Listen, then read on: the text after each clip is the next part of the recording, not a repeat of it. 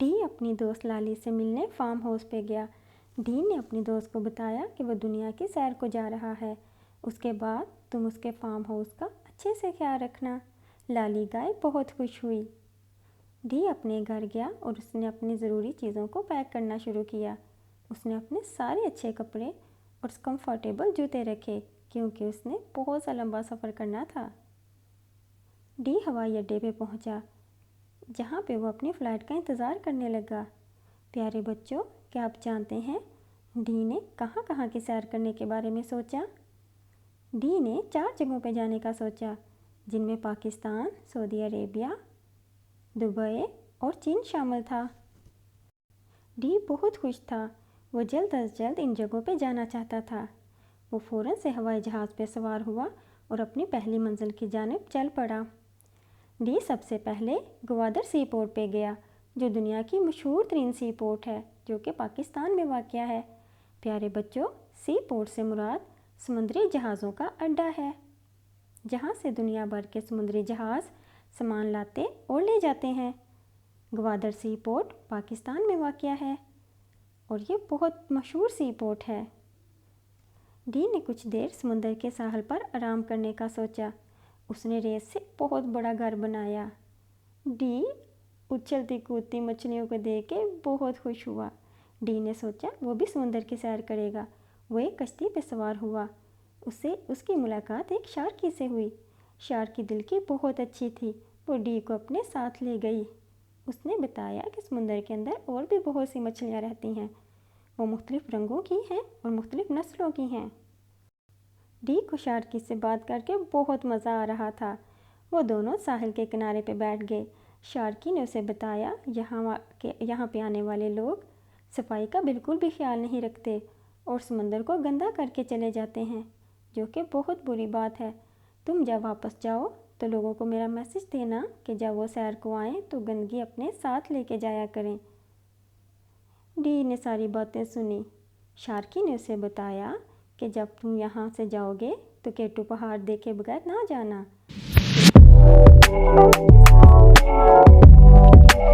سوار ہوا اور کیٹو کی جانب چل پڑا۔ ایک بڑا سا مارخور ڈی کے پاس آیا اور اسے کیٹو پہ آنے پہ خوش آمدید کہا۔ مارخور نے بتایا کیٹو دنیا کی دوسری سب سے اونچی چوٹی ہے اور یہاں پہ بہت سردی پڑتی ہے۔ یہاں پینے کا پانی بھی دستیاب نہیں ہوتا۔ پانی پینے کے لیے یہاں پہ برف کو پگھلانا پڑتا ہے۔ ڈی کی باتیں سن کے مارخور بھی خوش ہوا۔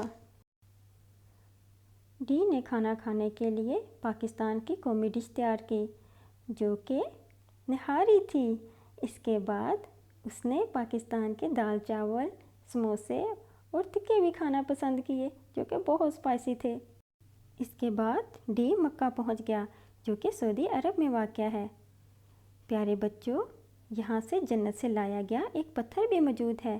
یہ پتھر خانہ کعبہ کی دیوار میں لگا ہوا ہے اور اس پتھر کا نام حجرہ اسود ہے۔ ڈی کو جو چیز سعودیہ میں سب سے مشکل لگی وہ یہاں کی زبان تھی۔ ڈی کو بالکل بھی سمجھ نہیں آ رہا تھا کہ وہ کیسے لوگوں سے بات کرے۔ اس نے ایک عربی کو بلایا اور بولا، السلام علیکم بھائی، میں یہاں نیا ہوں، مجھے عربی نہیں آتی ہوں، مجھے مدینے کا رستہ بتائی ہوں، میں مدینے جانا چاہتی ہوں۔ عربی بہت خوش ہوا اور اس نے ڈی کو مدینے کا رستہ بتا دیا۔ وہ مدینہ میں روضہ رسول پہ پہنچ گیا۔ روضہ رسول صلی اللہ علیہ وسلم پر جانے کے بعد اس نے جنت کا ٹکڑا بھی دیکھا۔ پیارے بچوں، کیا آپ کو پتہ ہے جنت سے زمین پہ ایک ٹکڑا بھی اتارا گیا ہے جنت کا، اور اس ٹکڑے کا نام ہے ریاض الجنہ، جو کہ جنت سے اتارا گیا ایک ٹکڑا ہے۔